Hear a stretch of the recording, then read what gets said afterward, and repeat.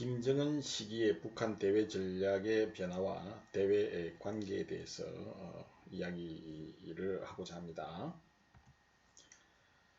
김정은 시기 북한의 외교 정책은 2013년 3월 채택된 핵무력 건설과 국가 경제 발전의 병진 노선에 따라 추진이 되었습니다. 북한은 2017년 핵무력 건설의 완성을 선언하였고, 김정은 체제는 2018년 핵 경제 병진 노선에서 사회주의 경제 건설 노선으로 전환하였습니다. 김정은 위원장은 2019년 신년사에서 비핵화 조치를 언급하기도 하였죠. 김정은 시기 북한은 체제 안정과 대북 제재 해결을 위해 정상 외교를 적극적으로 활용하고 있습니다. 북한은 2018년 유화적인 협상 국면에 접어들면서 미국과 중국을 포함한 한반도 주변국들과의 정상회담을 진행한 바 있습니다. 한국, 미국, 중국, 러시아와의 정상회담은 국제사회에서 북한의 정상국가 이미지를 강화하는 데 도움을 주었다고 평가를 받고 있습니다.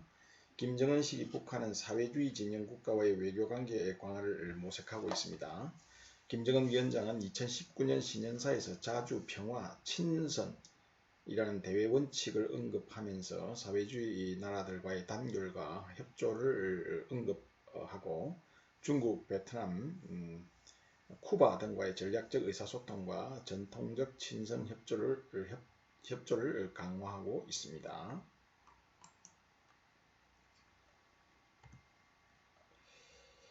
김정은 시기 북한 대외 전략의 변화를 한번 살펴보자면요. 북한은 2013년부터 사회주의 강성국가 건설을 위한 병진 노선을 강조하였습니다. 북한은 2013년 3월 당 중앙위 전원회의에서 핵과 경제의 동시 발전을 추구하는 병진 노선을 채택하였죠. 김정은 체제는 2017년까지 병진 노선을 유지하면서 핵실험과 장거리 미사일 실험을 진행하면서 강경한 외교 전략을 추진한 바 있습니다. 북한은 2017년까지 병진 노선의 한 축인 핵무력을 완성하는 과정에서 국제사회의 제재는 더욱 강화되었죠. 제6차 핵실험 직후 유엔 대북제재 결의 제2375호가 통과되고, 미국은 북한의 개인과 기업에 대해 독자적인 대북 제재를 강화한 바가 있습니다. 이 결의에는 최초로 대북 석유 수출 감축과 섬유 수입의 전면 중단이 포함되어 있었으며, 중국도 이에 동의를 하였었죠.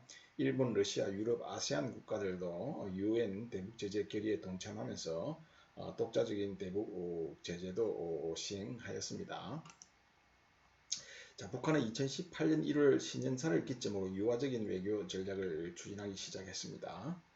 2018년 2월 평창 동계올림픽에 특사단을 보내 북미 남북관계 진전을 위한 사전 대화를 시작했고요.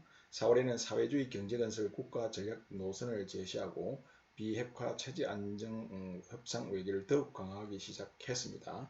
4월 20일 노동당 중앙위 제7기 제3차 전원회의에서 사회주의 경제건설 총력 집중을 선언하고 비핵화와 체제 안전 보장에 대한 미국과의 협상을 시작하였습니다.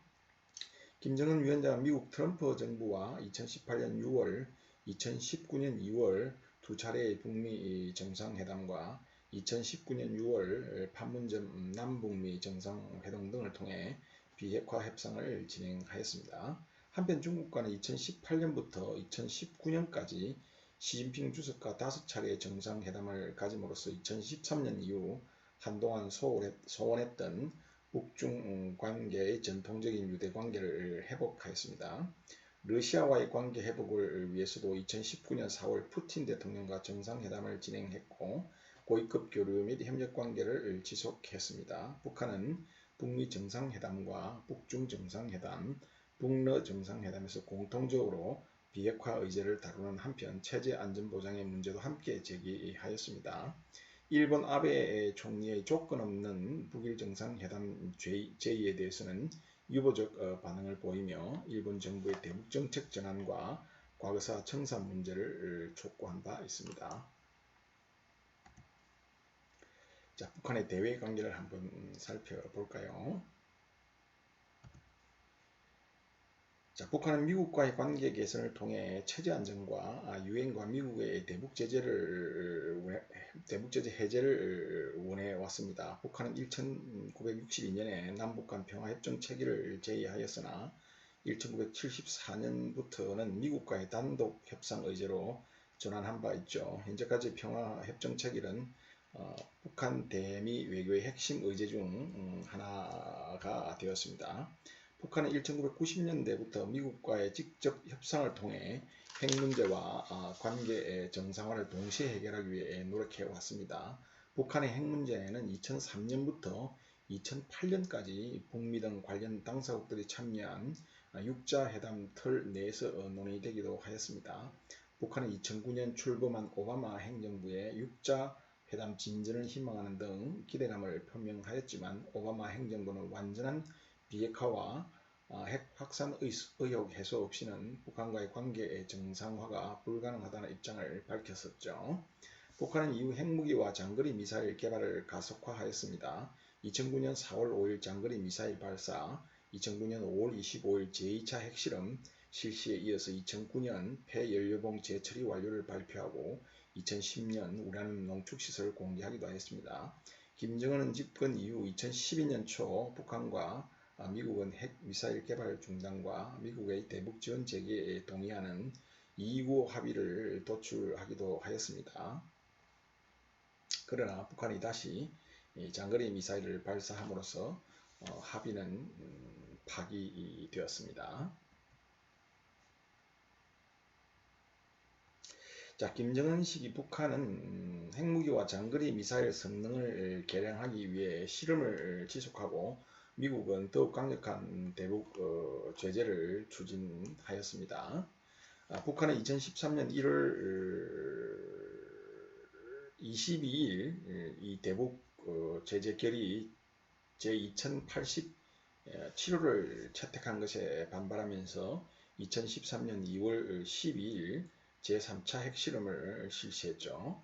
이에 대해서 유엔 안보리는 2013년 3월 7일 더욱 강화된 대북제재 결의 제2094호를 채택한 바 있습니다. 이후 북한과 미국 간의 육자회담 재개를 위한 논의가 이루어지기도 했으나 북미 간 입장차를 좁히지 못하였었죠. 또한 2016년 북한의 제4, 5차 핵실험 이후 미국은 유엔 대북제재 결의 제2270호, 2321호의 채택을 주도했었습니다. 미국 트럼프 행정부는 2017년 3월 북한의 개인과 정부 기구에 대한 독자적인 대북 제재안을 발의했었죠. 또한 2017년 5월부터 이어진 북한의 탄도미사일 발사와 관련해서 북한의 석탄, 철광석 등의 수출을 금지하는 유엔 안보리 결의 2371호 채택을 주도하기도 했습니다.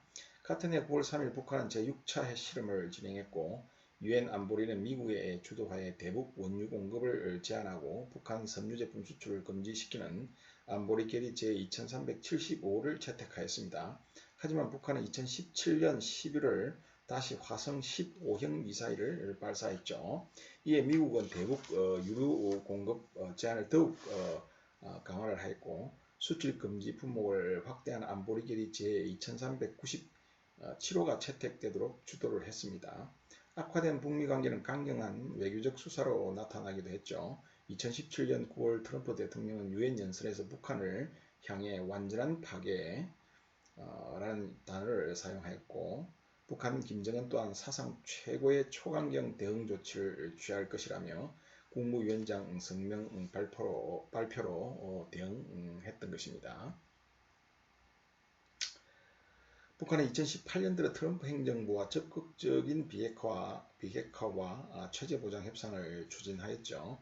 북한은 신년사를 통해 평창 동계올림픽에 참가 의사를 밝혔었고요. 이후 4월 27일 남북 정상회담에 이어 6월 10일 싱가포르 북미 정상회담에 참여하였습니다. 6월 북미 정상회담에서 두 정상은 공동 선언문에 북미 양국이 평화와 번영에 부합하는 새로운 관계를 설립하고 지속적이고 안정적인 평화 체제를 구축하며 판문점 선언을 재확인하고 조선민주주의인민공화국은 한반도 비핵화를 위해 노력하고 전쟁 포로 및 전쟁 실종자들의 유해를 즉각 송환하는 것을 포함해 유해 수습을 약속한다고 명시했습니다. 북한과 미국은 싱가포르 북미 정상회담에서 합의한 조치들을 단계적으로 시행했습니다. 북한은 북미 정상회담 전인 2018년 5월 24일 풍계리 시험장을 폭파하고 7월 27일 1차로 미군 유해 상자 55개를 송환한 바 있습니다. 미국 트럼프 정부는 한미 합동 군사훈련을 연합연습이죠. 한미 연합연습을 중단하고 북한과의 비핵화 협상을 위한 제2차 정상회담의 개최 희망 의사를 밝혔습니다. 그러나 북미는 2019년 2월 베트남 하노이에서 열린 제2차 정상회담에서 비핵화 범위 등에 대한 입장차로 인해 합의문 도출에 실패했죠. 이에 대해 김정은 위원장은 4월 최고인민회의 시정연설에서 제3차 북미 정상회담 용의를 표시했으며 2019년 연말까지 미국의 새로운 계산법을 촉구한 바 있습니다. 이후 북미 간에는 일정 기간 소강 교착 국면이 지속되다가 2019년 6월 한국 판문점에서 열린 남북미 정상회담에서 비핵화 협상 교착을 상태를 타개하고 실무 협상 재개에 합의했습니다. 그러나 10월 스웨덴 스톡홀름에서 열린 북미 간 실무 협상은 별다른 성과 없이 끝나버렸죠.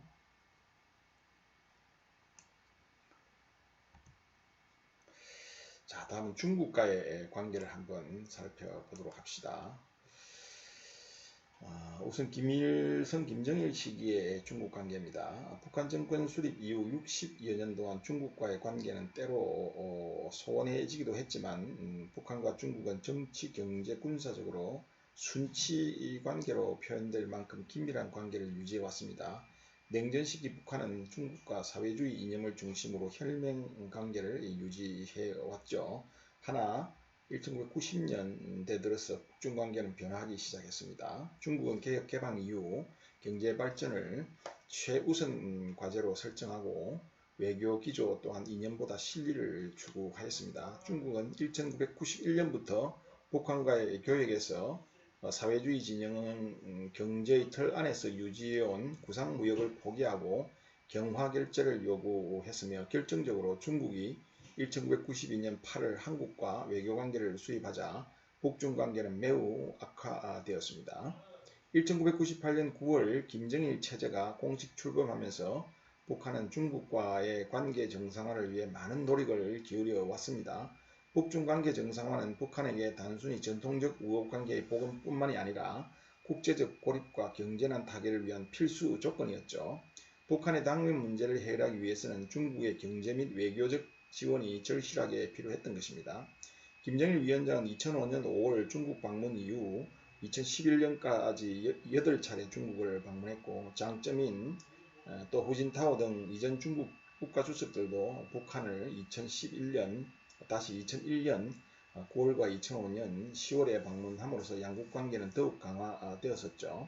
2011년 5월 중국에서 개최된 북중 정상회담에서 후진타오 주석은 북중 친선관계 진전을 강조하면서 북한의 당 대표자의 정신을 높이 받든다고 언급함으로써 북한 김정일 지도부에 대한 지지를 표명한 바 있습니다. 북한은 중국과의 협력으로 2012년 강성국가 건설 완성에 유리한 환경을 조성하고 북미 대화 및 육자회담 재개를 통해 유엔 안보리 대북 제재를 완화하고자 했습니다. 중국은 김정일 위원장 사망 이틀 후인 2011년 12월 19일 중국과 북한이 앞으로 당, 국가, 인민 간의 관계를 공고히 발전시키고 한반도와 동북아의 평화와 안정을 위해 적극 공헌하겠다고 발표한 바 있습니다.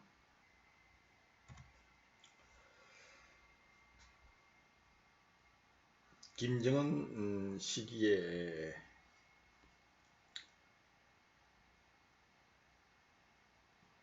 김정은 시기에 중국과의 관계에 대해서 한번 알아보도록 합시다. 자, 김정은 체제의 대중 외교는 북중 친선 우호 협력의 목표 아래 추진되어 왔습니다.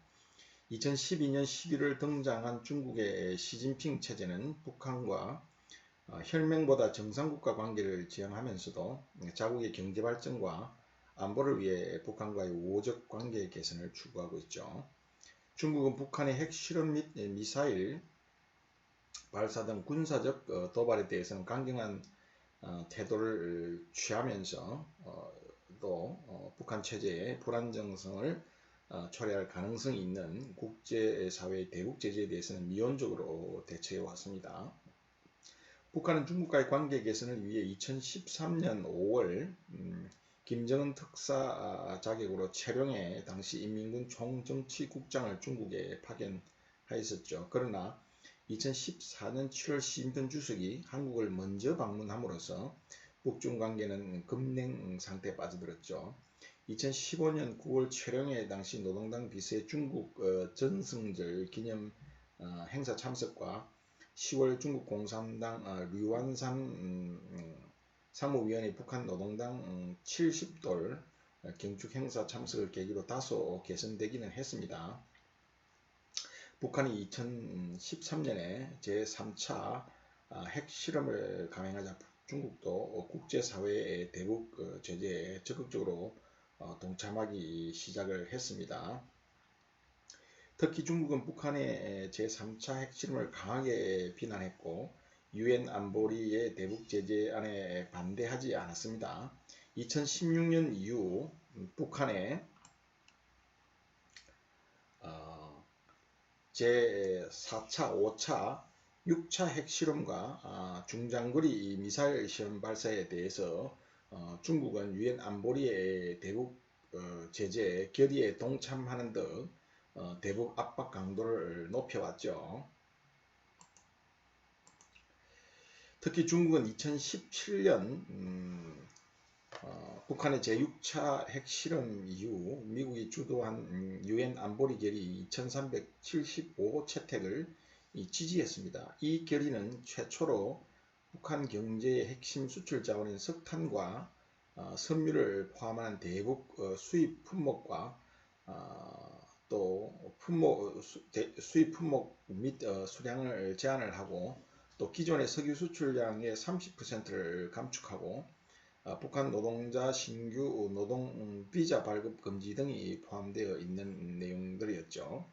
북한은 중국의 대북 제재 동참에 대해 중국을 비난하고 자립적인 경제 체제를 강조하기 시작했습니다. 그러나 2018년부터 19년까지 북한은 중국과 5차례 정상회담을 통해서 우호적인 북중 관계를 강화했습니다. 특히 북미 대화 전후에 북중 정상회담을 통해 북한은 북중 관계는 동지, 식구, 특별한 관계라는 표현까지 사용하면서 북중 우호 관계를 강조한 바 있습니다. 또한 북중 양국은 문화 및 인적 교류도 활발하게 진행을 했습니다. 중국의 순따오 대외연락부장이 인솔한 예술단이 2018년 4월 북한을 방문하고 또 북한의 리수용 당국제부장이 인솔했던 친선예술대표단이 2019년 1월 중국을 각각 방문해서 친선 공연을 한 바가 있죠. 그 외에도 북한은 조선노동당 친선 참관단 또 대외 경제상 등을 중국에 파견하는 등 분야별 인적 교류를 확대시켜 나갔습니다. 특히 2019년 6월 시진핑 주석이 취임한 이후 최초로 평양을 방문했고 양국 수교 70주년 기념 방안과 양국 간 경제, 민생 및 교육, 위생, 체육, 언론, 청년, 지방 등 분야별 교류 협력 강화에 합의한 바 있습니다. 이후 각 분야별 교류가 활발하게 이루어지는 한편 북한 정권 수립일, 중국 건국일, 북중 수교 70주년 등 계기 때마다 정상 간의 축전 교환을 통해서 양국 간 우호 관계를 다져 나갔던 것입니다.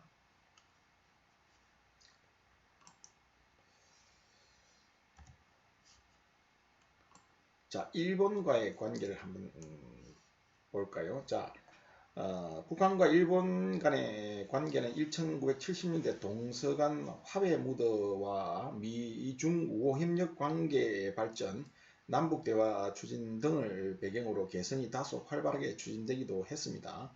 1990년대부터 북일 간에는 수교 문제를 본격적으로 논의했죠. 고이즈미 총리가 2002년 9월 17일 북한에서 김정일 위원장과 정상회담을 했고, 또 북일 평양선언을 발표하기도 했죠. 2004년 5월 20일 김정일 위원장과 고이즈미 총리는 1년 8개월 만에 제2차 정상회담을 갖고 수교회담을 재개하기로 합의한 바 있지만 북한의 핵 미사일 문제, 납치 문제 등으로 북일 관계는 진전되지 못했었죠. 자, 김정은 시기의 북일 관계를 좀 보자면요. 김정은 체제의 대일본 외교는 경제적 실리 확보와 중국 의존 일변도 정책에 탈피에 초점을 맞추는 경향이 있었습니다. 북한의 입장에서 제3차 핵실험 이후 유엔 제재에 적극적으로 동참하기 시작한 중국에 대한 의존도를 낮춰야 하는 과제가 있었기 때문이죠. 북한은 일본의 이 독자적인 대북 제재를 중단시킴으로써 중국에 대한 경제 의존도를 낮추고 다원화된 외교를 추구할 수 있다고 보았습니다. 일본 역시 중국을 견제하고 동아시아에서 입지를 강화하기 위해 북한과의 관계를 강화할 필요가 있었죠. 그러나 일본의 아베 정부도 자국 내의 정치적인 요인으로 인해서 납북자 문제와 북한의 핵 문제가 해결되지 않으면 대북 독자 제재를 중단하기 어려운 상황에 놓여 있습니다. 북한은 아베 정부 출범 이후 일본과의 관계 개선을 위해 적극 나서기도 했죠. 2013년 5월 납북자 문제를 논의하기 위해 이지마 내각 관방 참여가 반복을 했고 2014년 북일 간 국장급 회담이 수차례 개최되기도 했습니다. 특히 5월 26일부터 28일까지 스웨덴에서 진행된 북일 국장급 회담, 일명 스톡홀름 합의죠. 이 국장급 회담에서 북한 측은 특별조사위원회를 설치해서 행방불명자를 포함한 납북 일본인 전면 재조사와 재일본인 유골조사를 실시하기로 합의한 바 있습니다. 그러나 일본은 국제사회의 북한의 핵과 미사일 실험에 대한 유엔 대북 제재에 동참하는 한편 독자 제재를 추진하였었죠. 2016년 8월 북한의 미사일이 사상 처음으로 일본의 배타적 경계 수역에 떨어졌고 2017년 8월 9일 북한이 8월과 9월에 북한이 시험 발사한 중거리 미사일이 연이어 일본 상공을 지나가는 일이 생겼죠. 이에 일본의 아베 정부는 강력한 대북 규탄 성명과 함께 한반도 인근 미일 합동 군사 훈련을 실시한 바가 있습니다. 2017년 북한의 제6차 핵실험과 장거리 미사일 발사 이후 일본은 대북 독자 제재안을 발표하고 유엔 안보리 대북 제재 결의 제2375호 또 2397호 채택에 적극적으로 동참했습니다. 2018년 북미 북중 관계의 급진전에도 북일 관계는 큰 진전이 없었죠. 북한은 일본에게 납치 문제가 완결되었음을 주장하면서 한반도 정세 변화에 일본이 배제될 것이라고 경고했습니다. 아베 수상은 3선에 성공하면서 북한 비핵화 협상에 적극적으로 참여하겠다고 밝혔고 북미 정상회담 이후 김정은 위원장과의 조건 없는 정상회담 의지도 표명을 했습니다. 2019년 9월에는 일본 자민당의 가네마루 신고를 단장을 하는 북일 5호 야마나시 대표단이 북한에 5박 6일 일정으로 방문을 하기도 했었죠. 자, 김일성, 김정일 시기에 러시아와의 관계에 대해서 한번 살펴보도록 합시다.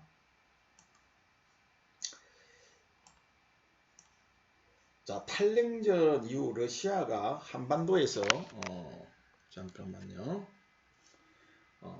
탈냉전 이후 러시아가 한반도에서 균형 외교를 추진함으로써 북한은 새로운 관계 설정이 불가피하게 되었죠. 냉전 시기에 북한과 러시아는 전통적인 협력 관계를 유지해 왔습니다. 1996년 북러 경제공동위원회 개최 등 경제협력 관계가 본격화되면서 북러 간의 정치관계도 차츰 회복이 되어 갔었죠. 조르 우호 설린 협조 조약의 2002년 2월 9일, 다시 2000년 2월 9일 정식 서명을 함으로써 북러 관계는 이념에 기초한 정치 군사 동맹 관계에서 벗어나서 경제 협력 파트너로서 새로운 관계를 맺게 되었습니다. 이 조르 우호 설린 협조 조약 체결에 이어 러시아의 최고 지도자로서는 사상 처음으로 2000년 7월 북한을 방문한 푸틴 대통령은 이 북한과 협력을 강화하는 기본 틀을 마련했습니다. 김정일 위원장과 이 푸틴 대통령은 2000년 7월 19일 평양에서 단독 및 확대 정상회담을 갖고 양국 간 협조와 상호협력, 북한 미사일 문제 등을 내용으로 하는 북러 공동선언을 채택한 바가 있죠. 김정일 위원장이 2000년 7월 푸틴 대통령의 방북에 대한 답방 형식으로 2001년 7월 26일부터 8월 18일까지 러시아를 공식 방문하였습니다. 이를 계기로 해서 한소 수교 이후 소원에 있던 북러 관계를 정상화하고 러시아와 외교, 경제 등 협력 체제를 구축했습니다. 특히 양국 정상이 발표한 북러 모스크바 선언 에는 양국 간의 협력 관계 복원, 한반도 종단철도와 시베리아 횡단철도 연결사업, 또 대미 공동보조, 한반도 정세 등에 관한 합의가 담겨져 있습니다. 한편 이 러시아는 2007년 2월 13일 북한 핵 문제 해결을 위한 9.19 공동성명 이행을 위한 초기 조치 합의와 2007년 10월 3일 9.19 공동성명을 위한 2단계 조치 합의 과정에서 북한의 입장을 어느 정도 수용하는 태도를 보였습니다. 양국은 2008년에 나진 하산 철도 및 나진항 재건착 공식을 진행했고 2012년 북한의 대러 채무 탕감 협정을 체결한 바가 있습니다. 자, 김정은 시기 북한과 러시아는 정치 경제적 관계를 더욱 강화하고 있죠. 2013년 2월 북한의 제3차 핵실험에 대한 유엔 안보리 대북 제재 결의안에 러시아가 찬성함으로써 북러 관계는 소원해진 듯 보였습니다. 그러나 2014년에서 16년 북러 경제공동위회를 개최하고 북측 고위 인사들이 매년 러시아를 방문하는 등 북한과 러시아의 긴밀한 친선 관계는 지속되었습니다. 양국은 2015년 3월 북러 친선의 해를 선포하고 공동 결의문을 채택을 했고요. 2016년 2월에는 비법 입국 및 비법 체류자들의 인도와 접수에 관한 협정 의정서에 조인을 했습니다. 그리고 러시아는 대북 식량 지원 등을 계속 유지하고 있죠. 양국 간의 경제 교류도 증가하는 추세에 있습니다. 러시아는 2016년 7월에 북중러를 연결하는 육로와 해상 국제 관광 노선 개통에 합의를 하였고요. 양국은 나진 하산 간 도로를 개통하고 2016년부터 나진 블라디보스톡 간 항로 개설 및 전기 노선 운항을 위한 행정 절차를 진행한 바가 있습니다. 북한 김정은 체제는 2018년부터 러시아와 고위급 협력 및 교류를 더욱 긴밀히 하고 있죠. 2018년 5월 31일 러시아 외교장관 라브로프가 방북해서 푸틴 대통령의 친서를 통해 김정은 위원장을 초청했고 2019년 4월 25일 김정은 위원장은 집권 이후 처음으로 러시아를 방문해서 블라디보스톡에서 푸틴 대통령과 정상회담을 진행을 한 바 있습니다. 이 회담에서 양국 정상은 고위급 인사들의 왕래, 무역, 경제 및 과학기술에 관한 협력, 한반도 정세 평가 및 양국 간 소통 등을 강화한 방안에 대해서 논의를 하였었죠. 또한 동회담 직후 푸틴 대통령은 북한의 체제 안전 보장 필요성을 제기하기도 하였습니다. 자, 다음은 유럽 연합과의 관계입니다. 우선 김일성, 김정일 시기를 한번 살펴보자면요. 북한은 90년대 후반부터 유럽 국가들과의 관계 개선을 위해 노력을 해왔죠. 99년 9월 제54차 유엔 총회를 앞두고 영국 등 대부분의 유럽연합 회원국의 사상 처음으로 외무장관 회담을 제의했고 2000년 1월 4일 이탈리아와 대사급 외교관계를 수립했습니다. 같은 해 9월 유럽연합 15개 회원국 가운데 외교관계가 없는 7개국을 대상으로 수교를 제의했고요. 유럽연합도 북한의 제의에 호응하기 시작했죠. 그래서 2000년 10월 서울에서 열린 제3차 아시아 유럽 정상회의를 계기로 영국, 독일, 스페인 등 유럽 연합 국가들이 대북 수교 방침을 표명하기도 했습니다. 이어 2001년 5월 2일 당시 유럽 연합 의장인 스웨덴의 페르손 총리를 단장으로 하는 유럽 연합 대표단이 방북을 해서 서방의 국가 원수로는 처음으로 김정일과 회담을 진행하고 같은 해 5월 14일 유럽연합 집행위원회는 북한과의 수교를 결정했다는 성명을 발표했습니다. 자, 유럽연합은 북한 인권 문제에 많은 관심을 가지고 있죠. 유럽연합 주도로 2003년 제59차 유엔 인권위원회에서 최초로 북한 인권 결의가 채택되었고요. 2005년부터는 유엔 총회도 북한 인권 결의를 채택해서 북한 인권 상황의 심각성에 대해 우려를 표명하고 개선을 촉구하고 있습니다. 유럽연합은 2003년부터 현재까지 유엔 인권 결의 작성국으로 활동하고 있으며 이러한 유럽연합의 북한 인권 개선 노력으로 인해 북한과 유럽연합 간 직접 대화가 단절되기도 했습니다. 자, 김정은 시기의 EU와의 관계를 한번 살펴보도록 하죠. 자, 북한은 유럽연합과의 관계를 회복하기 위해 교류를 지속했습니다. 2011년 3월 최태복 최고인민회의 의장이 영국을 방문한 데 이어서 2014년 9월에는 북한 강석주 노동당 비서가 독일과 벨기에, 스위스, 이탈리아를 방문했고 유럽연합 가입국 의원과 그리고 유럽의회 대표단 등이 북한을 방문하기도 했죠. 북한은 2013년까지 프랑스 및 에스토니아를 제외한 유럽연합 26개 회원국과 외교관계를 수립했습니다. 또한 2015년 6월 북한과 EU는 제14차 국장급 평양 정치대화에서 핵과 미사일 인권 문제를 논의했지만 합의를 보지는 못했죠. 하지만 북한의 이 핵 미사일 실험과 유럽연합의 대북 제재로 인해 양적 관계는 악화되었습니다. 유럽연합은 2013년 2월 북한의 제3차 핵실험 이후 유엔 차원에서 승인된 제재 이행과 함께 금융과 무역 제재 방안이 포함된 독자 제재안을 채택했습니다.